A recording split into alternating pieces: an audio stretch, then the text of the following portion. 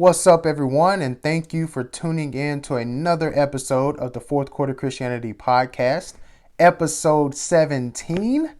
I'm so thankful, as always, that you guys have taken the time to check out this episode. I gotta say, you're not going to be disappointed with this one.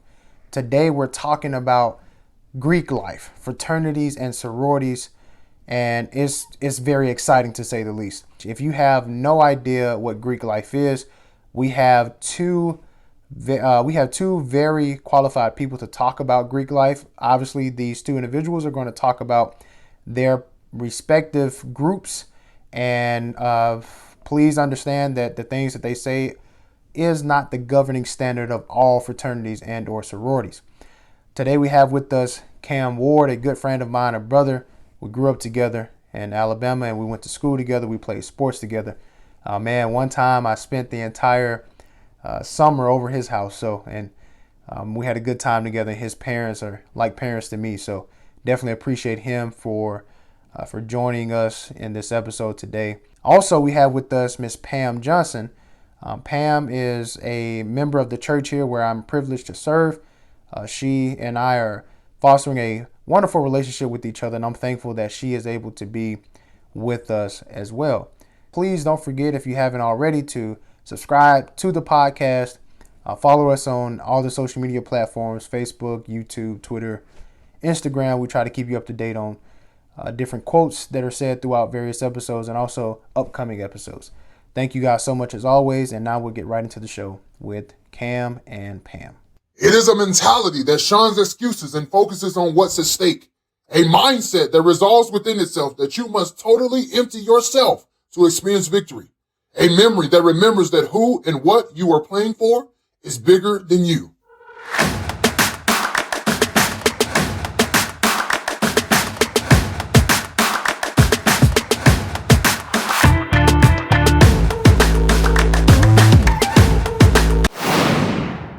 All right. I'm joined today by two good friends. I'm joined by Pam and Cam. So we're going to start with Sister Pam, ladies first, and we're going to go ahead and ask her to introduce herself and just tell us a little bit about who she is and what she does for a living, and where you're from, if you don't mind. I'm Pam Johnson. I'm from the city of Monroe, Louisiana. I currently live in the Midwestern region outside of Omaha in Bellevue, Nebraska. I have been in the military prior. I also have been a defense contractor for the Department of the Air Force, and I've had numerous professional as well as personal accomplishments. But the one that we're interested in today is about my association with the Zeta Phi Beta Sorority Incorporated. And thank you for allowing me to share my personal experience.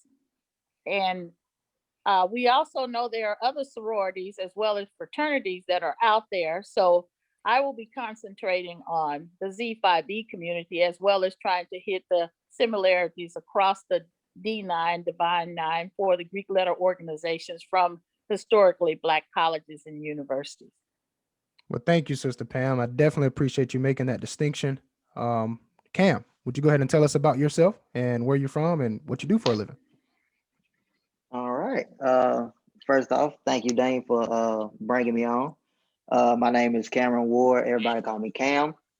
Actually, me and Daniel are from the same place, the same area, from Choctaw County, Alabama, Butler, Alabama, Lisman, Pushmataha, Cromwell, all that. So we grew up together. Me and Daniel played sports together in high school. Ended up going to the same church, Northside Church of Christ in Butler, Alabama. But after graduation from high school, I continued my education at University Alabama at Birmingham, UAB, go Blazers. There, I received my bachelor's degree in information systems with a concentration in cybersecurity. There, I was very active, BSAC, which is Black Students Awareness Committee. I was an ambassador. I was a manager for the basketball team at one point. I also joined the greatest fraternity known to man, Kappa Alpha Psi Fraternity Incorporated, the Kappa Kappa chapter, also known as the Guru chapter. after getting my bachelor's, I started working at now I'm at Protective Life Corporation, which is an insurance company, and I am a business system analyst there. And I'm also a professional freelance photographer as well. That's my little side hustle. So it's a little bit about me. I'm thankful again for you being on the show today, and we're going to talk about obviously fraternities and sororities, and specifically the fraternity or sorority that you represent. And again, as Sister Pam said, give your personal experience, your personal thought on it. Of course, this is not like the governing line or rule, but we just want to at least get some type of information out there for people who are sort of on the fence about this. And so obviously the Bible doesn't literally state anything about fraternities or sororities. So it doesn't state whether you should be in one, whether you shouldn't be in one. And so a lot of Christians have this idea that when they go off to college, they want to experience other avenues and get involved, but they don't know to what extent to get involved. And so we're just gonna kind of start there, really start at the basis. I guess why, and Sister Pam, I'm going to start with you. Why join a sorority? Zeta Phi Beta Sorority Incorporated has the principle of sisterhood and finer women. So I did it for those reasons because I had moved away from home. I was out of state and I felt I needed a sense of belonging. And I found that in the blue and white family. Okay. Cam, if you could just give us your thoughts on the same question about why join a fraternity. I guess I give like a general um a general say so, a general answer, and also my personal answer. So there's many people have many different reasons of joining a fraternity or sorority, whether that's being like Ms. Pam said, a sense of belonging. They want to be a part of something that's bigger than yourself because it is. Um, you know, a lot of different other things. Kappa Alpha Psi really aligned with my beliefs. So that's one of the reasons I joined that fraternity. Also, Kappa Alpha Psi believe in achievement in every field of human endeavor. Which basically means in whatever you do, we're gonna try to be the best that we can, and I wholeheartedly believe that. I'm also a legacy. My father's a Kappa man. Also, my older brother's one as well. So it runs in the kind of, you can say it runs in the family, but Yeah, I yeah. understand. I dig it. I dig it. I Well, say I dig it. I mean, just listening to how you guys speak about did you have something, Sister Pam? Yes, I was going to say I am also a legacy. A legacy means that you have had someone that go before you to show you the way. I have aunts, a sister, a blood sister, and also one of my high school teachers that I saw them not on display, but actually who they were. And that's how I got identified with it from the youth group. Okay. Okay. Well, thanks for clarifying that. Yeah, I thought I never thought of the actuality of the term legacy in this context, and so that helps. So having someone to go before you to show you the way, right? Okay, that helps. Well, just listening to you guys talk about your individual fraternity and sorority helps, at least in my mind, show that you have a great deal of respect. It is a great honor to be a part of it, and so we just want to dive a little bit further into what they mean, right? And so what I mean by that is, what is, and Sister Pam, we're going to start to you. What is a sorority? Why are they considered? I know I've heard the term Greek life, and you utilize a term that I was actually reading about the other day, the Divine Nine. What is that? What does all of that entail? What does it mean? Basically, it's college educated men and women are in the respective groups, fraternities, or sorority who are of like mindedness and rooted in life improvement. Okay, Cam, if you could just share your thoughts on the same question. Once again, I believe Ms. Pam said it perfectly. Like you said, is like-minded people coming together, being able to fraternize and fellowship with each other. Um, just a sense of family, a sense of community. You know what I'm saying? So, yeah.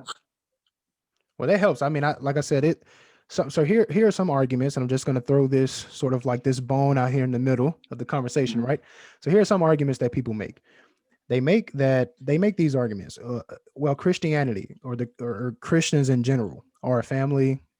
If you want a sense of belonging, then shouldn't you belong with your Christian family, or shouldn't you feel that sense of belonging with your Christian family? Which I know, Sister Pam, you alluded to that earlier. Like, one of the reasons is that you wanted that sense of belonging, and psychologically, having that sense of belonging in life brings us meaning in life, and it also attributes to human flourishing and so forth. And we can get all into the psychological realm of it, but just to stay within the context, how would you, I guess, how would you answer those people, right? In the sense that they say that you can find that same belonging, that same camaraderie and commitment among Christians. Why step outside of that to go to another group, so to speak?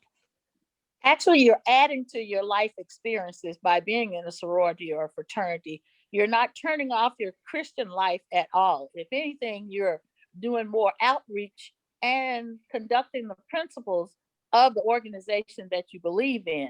And just as it is in a religious sense, churches in here in the temple of your body.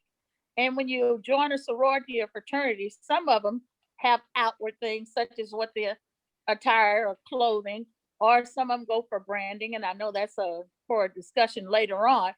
But either way, it is still saying that you need to have a reflection of who you are and where you come from and who you represent.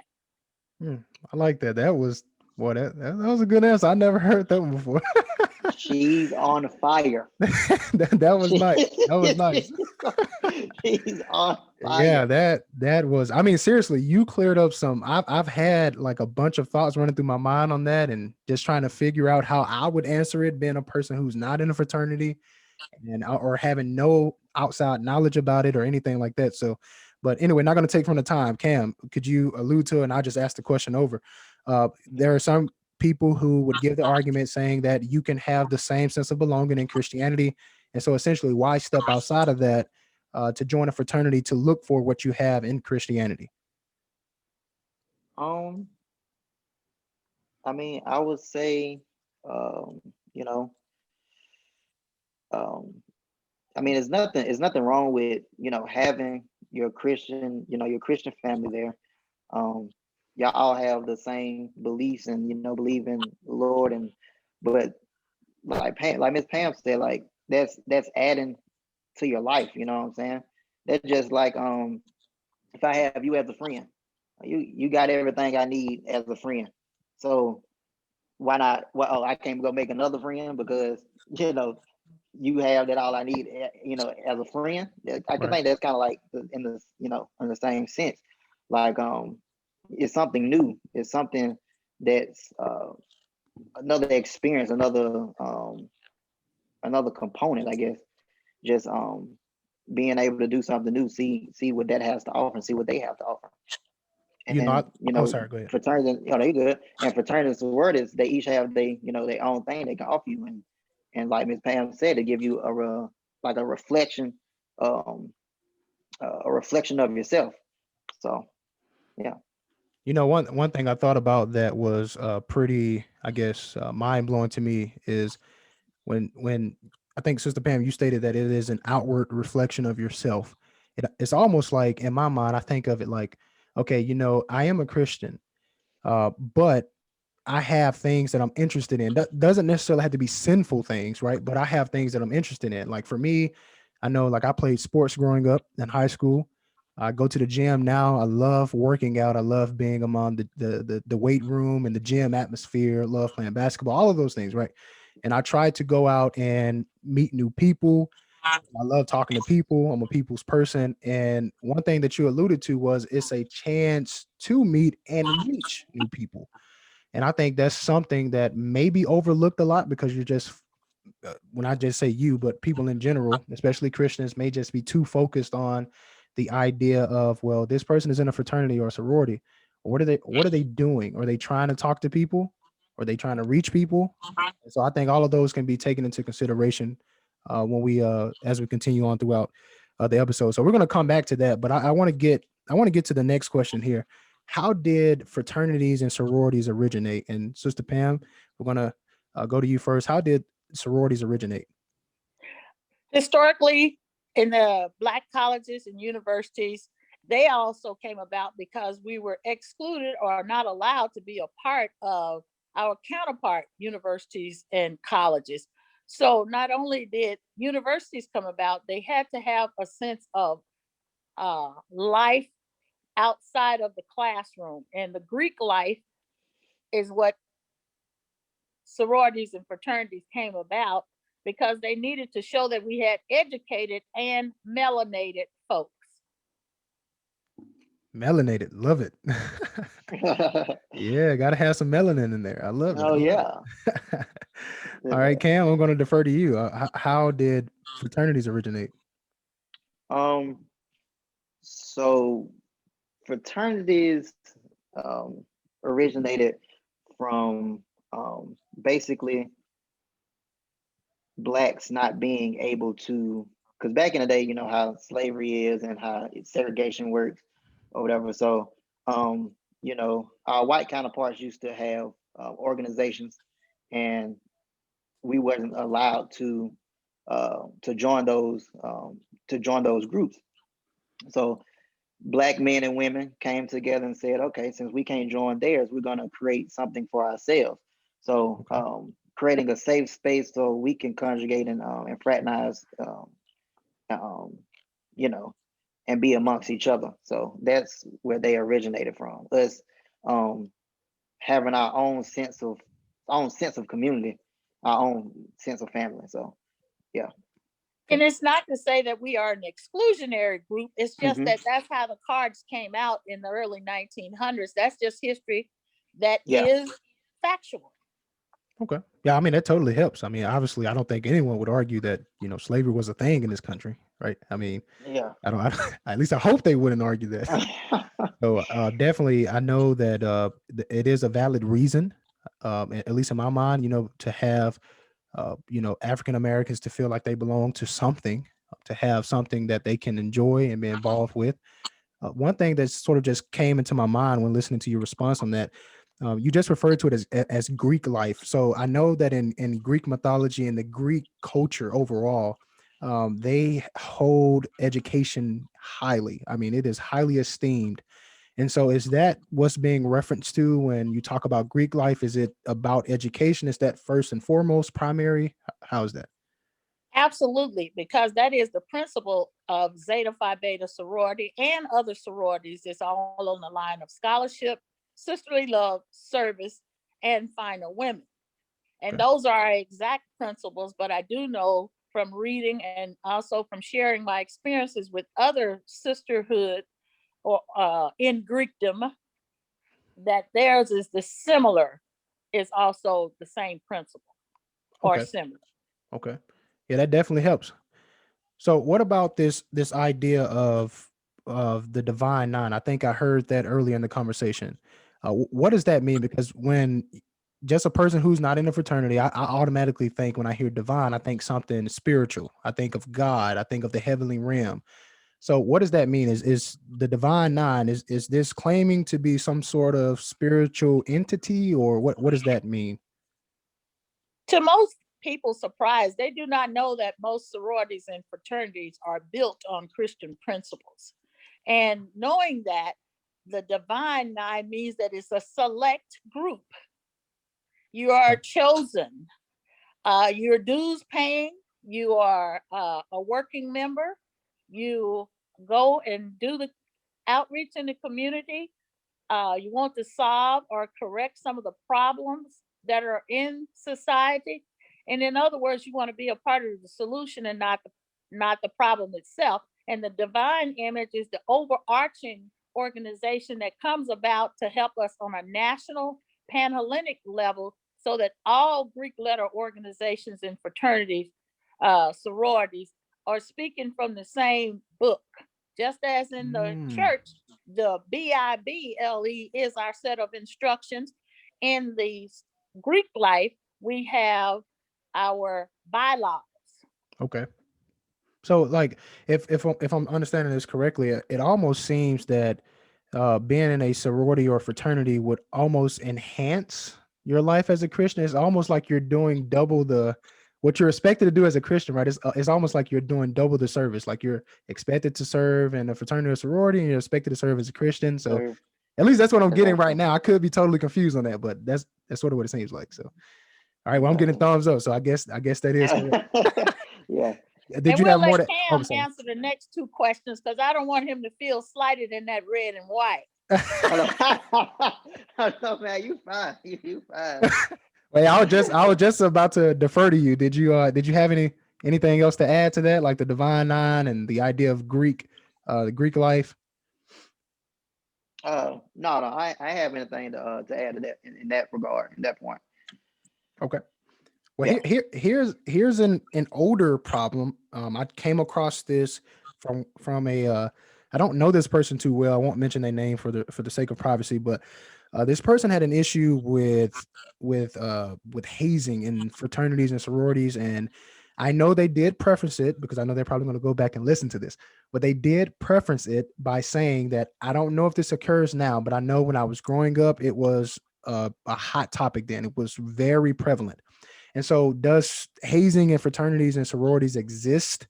If not now, why did they in times past? And Cam, we're gonna go to you first. Uh, um. So back when I'm gonna speak from what I know about the history within my fraternity. Okay. Within my fraternity. So back when in the older days, um, there was hazing. There was hazing. But it was done publicly. So you know, you do things such as y'all wear the same clothes, y'all go out, but and do different acts. Y'all probably step on the yard, y'all probably do some humiliating things in front of people like back in the day.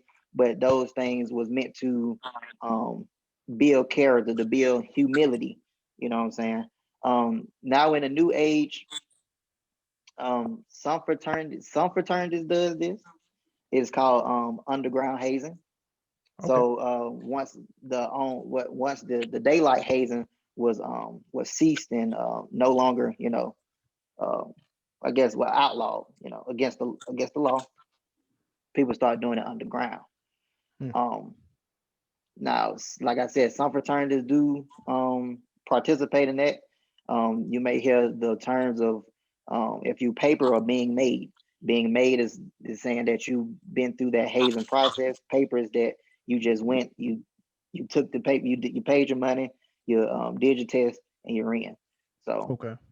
yeah. And if you don't mind too, I don't think Mhm. I don't know if you stated it. I'm sorry because I Mhm. wasn't obviously paying attention. But did Yeah. you?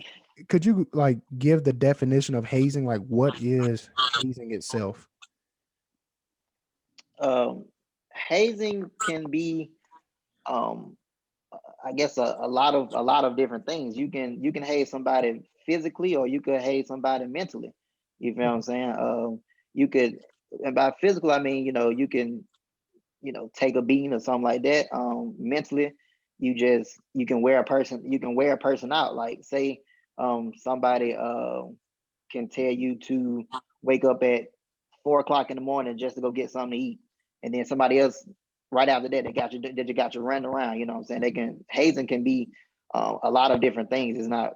I don't believe it's just one thing, but what hazing is that it's it's putting yourself through wear and tear, if, Okay. in lesser terms. Well, I think that helps, man. And Sister Pam, we're going to defer to you now, but I think, at least in my mind, I guess, is it a fair question to ask if the military hazes mentally, given that what all you go through in boot camp and stuff? So, It depends on which branch of the military that you serve in. It depends on which sorority and fraternity. But the bottom line is there's always a agency or a appointed person like the dean of pledges, which is now called intake coordinator, because there is currently uh, a violation for even underground as Hmm. well as public. There's an anti-hazing policy, and it's given to Yes. you when you start on the pledge, intake, line, and it says basically what your rights are. It's just as when you come into a church organization, you have a right to be there just as well as someone else. You have a right to ask questions. You have a right to speak up, even when it's uh, uh, a blend of men and women in the church congregation. If you have a question, you know the correct protocol depending on the environment, whether you need to go through someone else of the male counterpart, or whether if you're in a setting with just ladies that you can ask your question. There's always a hierarchy or an organization structure that is there to protect you, just as the elders in a congregation are there to help you. So the main part is we don't know what we don't know. Meaning, if we arm you with all of this information, and if the individual does not speak up and they decide to use the code of conduct of covering, Mm, we will never know unless we have. I know in the Zeta Phi Beta sorority, and I'm sure in the other ones too, there is a graduate advisor that must be present at all meetings, events, uh, anything where there's more than, and also in your regular meetings. It's to be the eyes and ears to know exactly what's going on. But even that person has to go back to their private home. But if mm. someone doesn't feel like they can speak up and they allow it to happen to them, a law is only as good as when you speak up about it, that there's some inconsistency. Right. I mean, you just made me think of the old adage, right? A closed mouth doesn't get fed. So you definitely want to Mm, speak up if something is fishy or sketchy is going on. And so it seems to me that a lot of preventive measures are in place right now to prevent that, and has been for quite some time. So, I mean, I guess that's, well, I don't guess, but that's great. That is absolutely great. So for obviously people who may listen that think that sort of thing goes on now, and if it does, of course, if you are a member of one, then you have certain rights that you can allude to. We definitely encourage you to speak up and say what's going on, especially if it's unethical or goes against that sort of code of conduct. So definitely want to think about this idea of branding and like why does it exist. So this was a question that was given about a couple weeks ago, and I know that the person was coming from just a total ignorant place, and not just, I don't mean like the person is stupid or something like that, but they were just speaking from an ignorant spot, like they didn't know what they were talking about. And so I know one thing we were taught in school: never teach what you don't know. And you mhm. can't like tell someone about something that you just have no idea about. So go and get your facts first, and then maybe we can talk more about it, right? So this person was alluding to branding, and that this is a guaranteed deal. If you're in a sorority or fraternity, you have to be branded. And so I just want to ask that question really quick. What, first of all, what is branding, and why? And is this a guarantee when you go into a fraternity or sorority? And Cam, this is the second question, so we're gonna defer to you again this time. Okay. Um, so with just like other fraternities and sororities, a lot of things that uh, that's embedded in the fraternity or sorority come from uh, African I guess African rituals, West African rituals, and also a lot of things come from slavery as well. And where branding comes in. Branding, it came from um, West African traditions. So in West Africa, what they do is when a man or a woman is of age, or they coming up of age, they'll go to through this process of called it's called scarification. So scarification can be burning, it can be brands, it can be permanent marks that's on you, and that's what it stands for now. And fraternities and sororities, you don't. I'm This is general. I'm speaking generally. Um, it's not a um, like a done deal. Like you don't have to get one. If if you don't want one. That's just like in the whole anti-hazing policy that Ms. Pam was talking about. You don't have to do that if you don't want to, but it is part of tradition. Me personally, I have 4, so I have 4, Brandon. But yeah, that's where it comes from. It comes from that West African traditions and rituals. Okay, and in West Africa, was it you said it was to show or someone of age? That's when they Yeah, it received. was like a ritual of coming up of age, or you becoming a man. Yeah. Okay. So was it Mhm. to solidify, I guess, like manhood or Yes. Yeah. okay. All right, Miss Pam, I'm gonna defer to you. Sorry, I know you about to take a sip of water. Actually, I went into the pledging intake process with the understanding that no one was going to abuse me. No Mhm. one was going to, I don't mind playing the founding games, but you have to outsmart the person that's speaking to you. They want you to show your mental prowess as well as your physical prowess. So I'm not branded other than in my heart. Okay. And just as I don't, I don't, I don't, just as they mark the houses to show outwardly the protection level, it's a great thing. It's easily visible without you wearing an article of clothing. And just like in a church, you can identify someone that may have a stronger sense of Christian duty and by their actions. You're known by your actions. Right. So would you? And I think it's Oh, sorry. Go ahead. okay. It is definitely okay if that's what you desire. But remember, it's a permanent. It's not something that can be broken. I mean, you might disassociate yourself for a while. You might not even pay dues for a while. You might even take a break, but you're gonna always be a part of that group. So that's why when you're choosing fraternities and sororities, you need to think long and hard about the permanency that you're about to do. Mhm. Mhm. And given that it's permanent, I think that's an idea, maybe relatively new or maybe old. Maybe I'm just speaking to how young I am. I don't know, but it could. Most people are concerned about the permanency of it, and that's actually one of the thoughts behind is Christianity and fraternities compatible and other things when they get into the religion aspect of it and trying to see if there's some type of comparison or I don't know compromise, whatever you may think of it, or however way you may think of it, but is there a sense of permanency when you mean that once you pledge to this fraternity or sorority, there's no getting out, there's no separating yourself from it? Or what do you mean? Could you just go into further detail with that?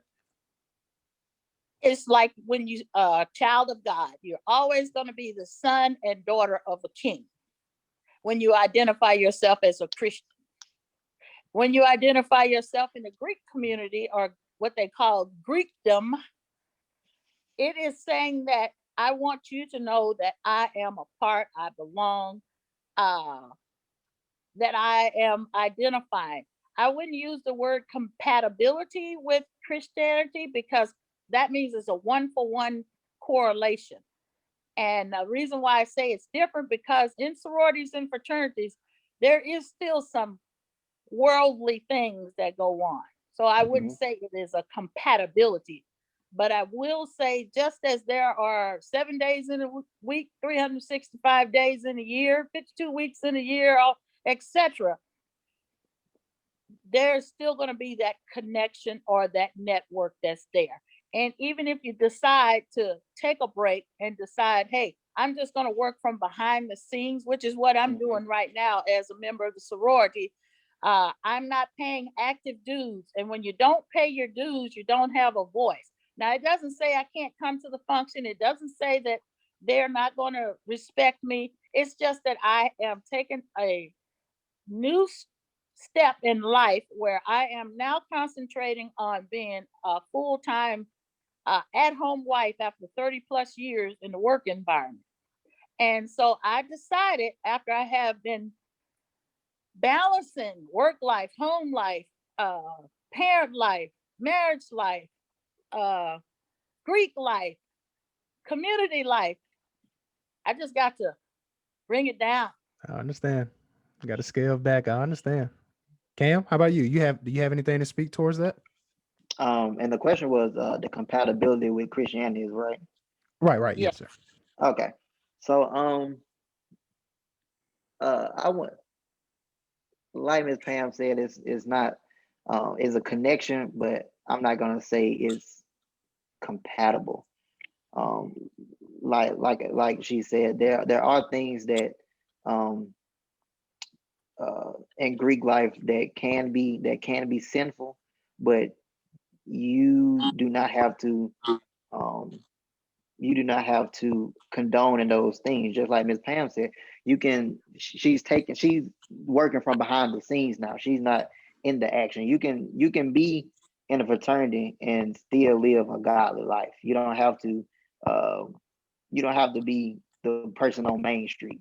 You can be behind the scenes. You can still do the work. You can still reach out. You can still spread Christianity.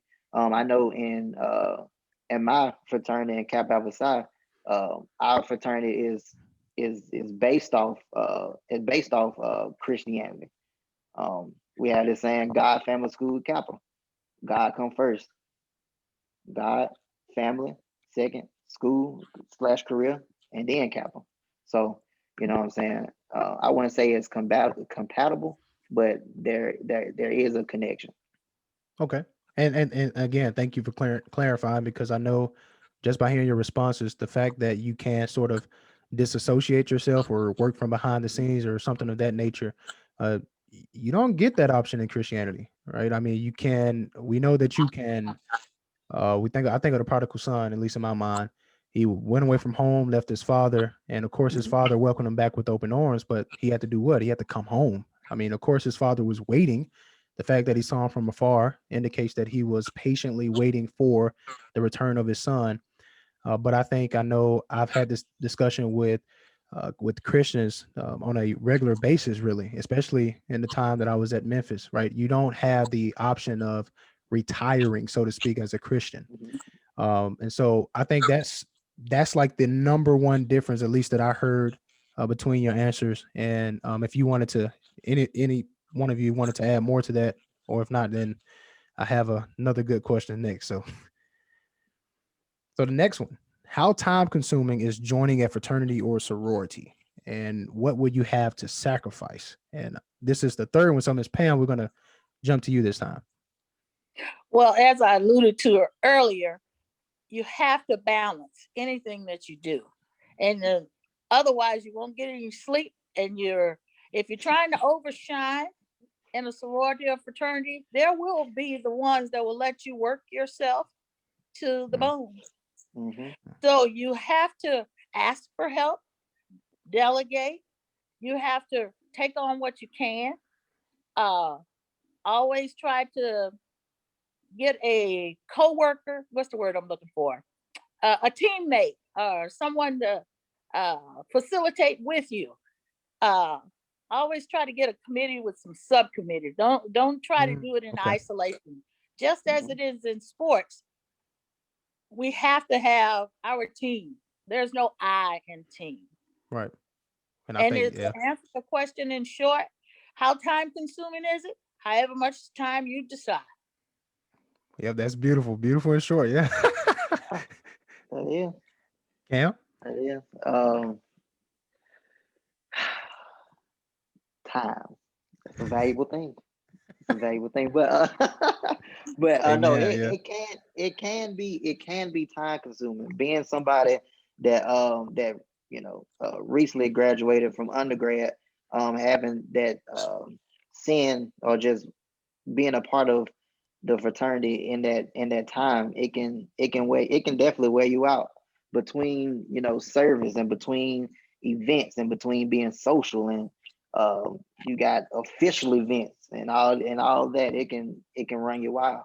But like Miss Pam said, you find ways to balance because college is really all about time management. Mhm. You got your schoolwork, you got different organizations, you got personal things going on, you got family things going on. So it's all about being able to balance and have good time management skills. Well, yeah, I think you hit the nail on the head, man. I know for sure as a new father, boy. Good. Look, I'm just listening to you guys talk about time management, and I'm thinking like, yeah, you're absolutely right. Like Key and I Hell have yeah. come to understand the importance of time management more perfectly. And so Mhm. we definitely don't want to take that for granted. And of Mhm. course, I think about a just a quick example when we relate to sports. And I think about the student athlete. Like you have to be both uh you have to perform extremely well both on the field or court or whatever Mhm. and in the classroom. And it's like you may have a game early in the, and don't make it back to campus until like the late night or early in the morning. And you have like this 8 a.m. or 9 a.m. class and you just finished performing well. Well, guess what? Now you have to go and find the strength to perform well again in the classroom, in the academic room. And so definitely time management, I think, is a big part of that. And I guess also you can allude to just getting enough rest, which I guess is sort of summed up in managing your time well. So another thing I want to talk about too, that was a big question, was finances. Okay, and I know Sister Pam, you just alluded to dues and not being an active payer of those dues right now. Uh, what are the financial commitments, I guess, that's associated with fraternities and sororities? And we'll start with you, Sister Pam. There, it's just like life insurance. It depends on at what time you're looking at the sorority or fraternity as to what the price will be, and it's constantly going up. Mhm. And when that's why it's college educated men and women, because you should have an income to live off, and you should divide your income in such a way that you can do non-family things that identify you as an individual, some me time, and the price you have to budget for it. You have to Okay. plan for it for anything, just as you do for your trip, just as you do when you're on those student athlete uh, trips. They'll provide a portion of your meals and a portion of your transportation, but there will be some out of pocket incidentals. So, as a college educated income bearer, you should be able to pay for the goods and services. And so is there a different level of involvement as far as the if you're in the undergrad versus the grad school? Is there a Yes, different you level of get a involvement? major break. You get Oh. a major break as an Oh undergrad. yes. Okay, that's what I was sort of picking that up on the last question that I asked, and then on this follow up question, it almost seemed like there was a different level of involvement. So I'm sorry, Cam, I didn't mean to take away from you, but go ahead. Oh no, no, you're fine. But I think at the same time is different as well because like Ms. Pam said, undergrad get a kind of like a break with the money, but I feel like that's a break on, and I'm speaking from personal experience, a break from I guess like the official side because I feel like grad graduate chapters they probably do pay more dues. I know when you're coming through undergrad, uh, dues is based on um, your classification. So a Okay. person that's a freshman will pay more than a person that's a senior because in undergrad he will actually be in the fraternity or active undergrad longer than the senior that freshman would be. You feel what I'm saying? Okay, that makes, yeah. So the freshman would have to be pay more, but in terms of dues, you also have to think about uh not just dues but events and stuff like that as well. That can, even though some chapters they have the finances to pay for certain things, you may have to come out of pocket to make certain things happen as well for events and stuff like that. So, for an example, if y'all throwing an event, um, let's just say throwing something to have food or whatever. So the chapter pays um, a good bit of it, so they're paying for the food and all that stuff. So you get everything set up.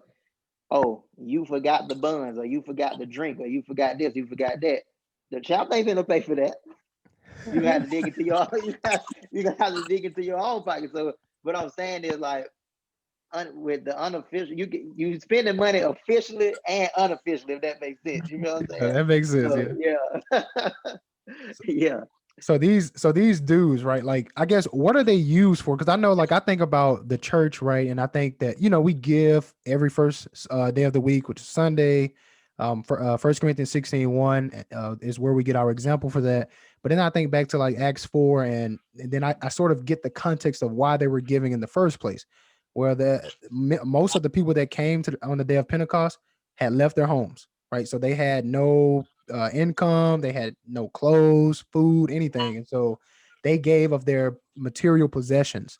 Versus over here in America, of course, when we think of giving, the first thing we think about is money, and I think that is sort of course, that's involved, but it's not everything, right? So you can give more than money, but of course, the context right now is money.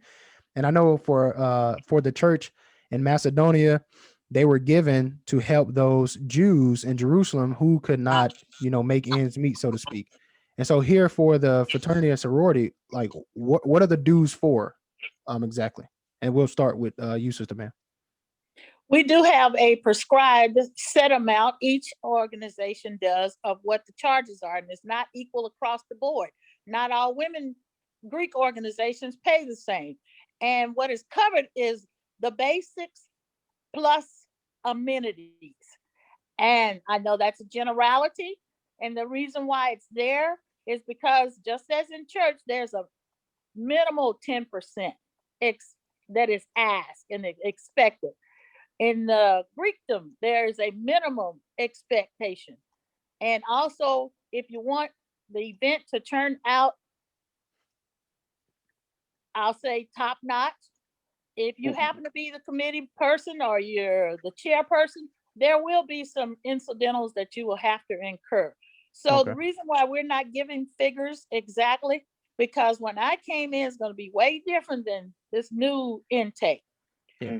That's why it says like life insurance. Each organization, it basically pays for keeping the doors open, keeping the lights on, keeping our status and where we're recognized as a chapter, keeping our paperwork, our documentation, our technology. We are an official, just like corporate. We are accountable, and you have to have the resources to use these. Everybody just can't keep, call so and so, so and so. Like you're the IT for your, he's not going to want to always give his free IT advice. He gets paid for that in the daytime. Right. Yeah. That Yeah. makes sense. I think a lot of people just don't know, but fraternity and sorority, it's a business. Like it's an actual business. So yeah, you do have those finances do go into keeping the business afloat, keeping the business alive. So yeah. And like Ms. Pam said, the times are much different. I remember um an older bro of mine, older frat brother of mine, we was talking, and I was telling him about I was interested in joining the fraternity, and we already got the figures or whatever how much we had to pay, and he asked me how much I had to pay. I told him uh, what I was looking at is 2,500, and I pledged in spring of 18. He pledged in 04. He only had to pay 1250. Mm-hmm. So that jump from 04 to 18, is like Ms. Pam said, it just it's going up. Yeah. So I don't even know what to be the price, when my child comes Yeah. I through was or just about to anything like say, that. So goodness. yeah, so yeah. Wait. But that's what those finances are for, man. Yeah, and it, like she said, insurance. Uh, we have to deal. We kind of dealing with that now, like because when you have events, you have to fill out insurance forms and things of that nature. And if stuff happens, you don't want it to fall on you, so you put it under the organization. So if something happens, then the organization is liable. So we got to have that constant that money flow, that cash flow. So dues are actually very important. So Yeah.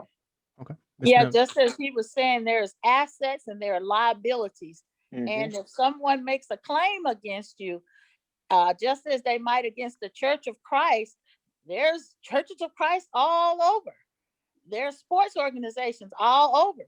So they want to know who is it exactly that did it? Which one of those Okay. congregations? Which one of those chapters? And Okay. who's over it? And you got to be accountable. It's legal accountability. That makes Hmm. sense. So is that where the incorporated part piece come in at the end of the name? Okay. Okay. That Correct. makes sense. Okay. So I want to talk about now, like how does like belonging to a fraternity and sorority impact your life as a Christian? And I'm going to start with you this time, Cam. How might belonging to a fraternity or sorority impact the life of a Christian? And I think this one here is particularly interesting and important because again, you have Christians who are going off to secular colleges and they want Hmm. to know how they can navigate safely without, seeing how close to the edge they can get or seeing how, I guess, involved in, sort of a cynical or secular environment without engaging in sin. And I think it's important, increasingly important now because of all the things that Christians are bombarded with and faced with on a daily basis. So, how might you answer that? How might belonging to a fraternity or sorority impact your life as a Christian? I feel like it impacts as much as you allow it to impact. Um, like I said before, there are some things that happen in fraternities and sororities that may be sinful, that may seem sinful, but um, uh, you don't have to be a part of that. But just like we discussed earlier, you know, it's a way to reach out to other people to spread Christianity. You know what I'm saying? In my chapter, I actually met a brother that he's a member of the church as well. So we kind of help each other out, and that that's very fortunate because it's not always you find somebody that's a part of the church in different in certain groups. So that was very helpful, but it impact in your Christian walk, it impacts as much as you allow it to impact. Okay. If you feel as though what is going on is sinful or is going to make you sin, simply don't do it. All right. Like you make that decision, make that conscious decision to remain faithful. You know what I'm saying? So you don't have to allow it to allow it for you to stray away. So Okay. And again, this helps because it's sort of like what I mean by the question. I wanted to just clarify to make it as simple as I possibly can. It's almost like you're giving these Christian students who are entering the secular colleges, you're giving them your experiential wisdom, so to speak, because almost like a warning, like, okay, beware of this. You can stay away from this. You don't have to choose this. So that's kind of what yeah. I mean by this question. So, Sister Pam, I'm going to defer to you now. And I just repeat the question, how might belonging to a sorority impact your life as a Christian? I have found that in sororities, not only within the one that I'm a part of, but they're the older ladies that help the younger ladies. And I Mm, mean, help in the sense of maybe advice, counseling. They might even help you monetarily. Find someone that you can assimilate with and identify with. Pick them to be your mentor, even if they don't desire to be it. You can have people that just you like the way they're doing business and you want to be able to do it like they do it. So if they, you can either ask them outright, forthright, or you can just mimic, takes the things that you need from it and grow from it. And as far as in the interest of time, knowing that you have some more questions on here about being pure and holy in a fraternity and sorority, just as Brother Cam just said, identify with what doesn't make you ashamed to be a part of it. Hmm. And also, uh, those are the same as taking oath. It's just a commitment or an involvement. And if you would, I don't know if there are any such things as a created Christian fraternity or Christian sorority. They may not have it in the name. And I know in the Church of Christ, what's in a name says who you belong to. The underlying principles that they are built on, that foundation is a Christian principle or base. And so with that, I do feel a sense of peace of being in the sororities and fraternities. And I think I can feel safe to say, because of the National Panhellenic Council and other governing laws that are there to watch the eyes and ears, that we do have a good representation. So whatever sorority and fraternity that you identify with, you should be okay. Whatever you bring in, that's what you're going to get out of it. If you're looking for growth and development, or if you're looking for, I have to be politically correct, then you'll find it. I get what you said. I get what you mean. Mhm. Cam, did you want to allude to anything that was stated there? About being pure and holy. Can you be in a fraternity and still remain faithful to your Christian values and convictions? And do you find a sense of peace of belonging to your fraternity? Oh yeah, of course. Of course you can stay pure and holy. That goes back to the last one, the last question. I mean, like you said, uh you can pick and choose your battles, man. It is not clean. Like if you feel like uh something's going on that you don't need to be a part of, then don't do it. Like I say, coming into just coming out of undergrad, people associate things like parties and stuff like that with fraternity sorority, which parties do be are thrown, the events like that are thrown, and you being there, um, you don't have to be that person that's involved in the I guess you can say the parting. You can be behind the scenes. You can work the door. You can take up the money. You can be at you can be at the DJ booth and suggest songs and stuff like that. You can there's other things you can do. You can still be a part of the fraternity, work for the fraternity without destroying your Christian values. Okay. So That yeah. makes sense. And I know Sister Pam answered the pledge question. Did you want to speak to that? Like the idea of what is pledging, and is it okay for a Christian to do so? Did you want to speak to that? Oh, Absolutely. Oh, sorry. go ahead, Miss Pam. Go ahead. I'm done. Oh, that was just it. Absolutely. Well, yeah, it's nothing wrong with that, man. Um, it's a part of like it's an experience. It's a part of it's part of the Greek life journey. So, um, do it.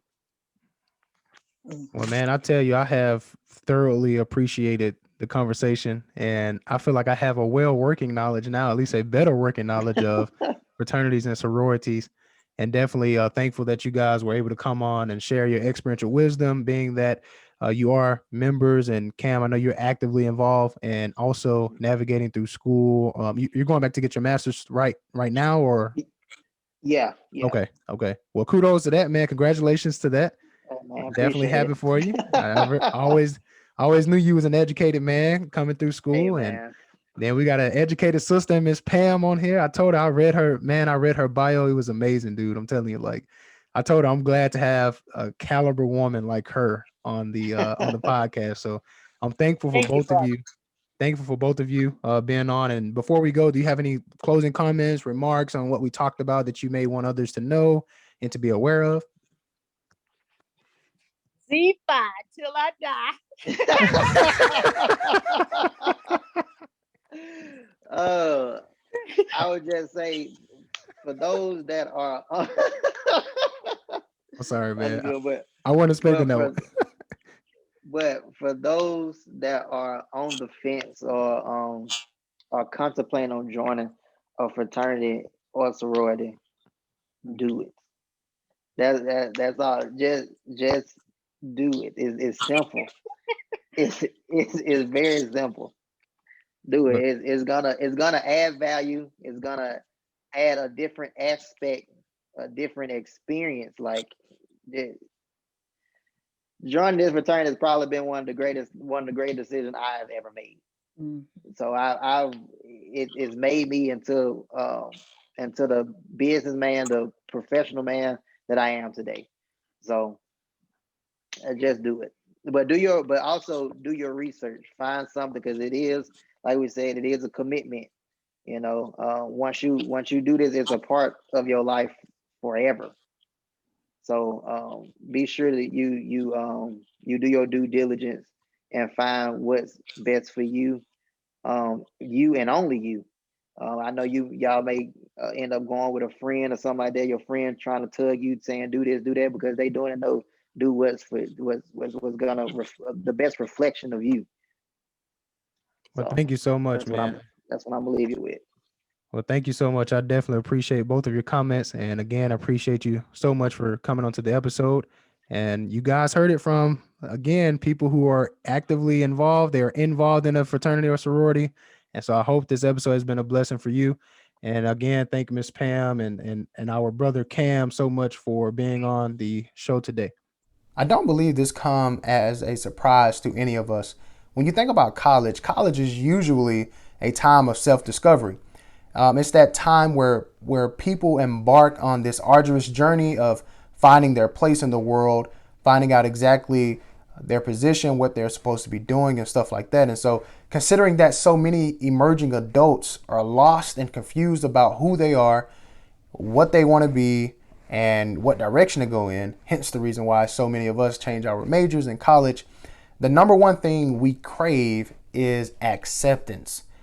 And when you think about it, Christians, we're talking about individuals who claim to follow Christ there, right? Even Christians are especially not exempt from this basic human emotion.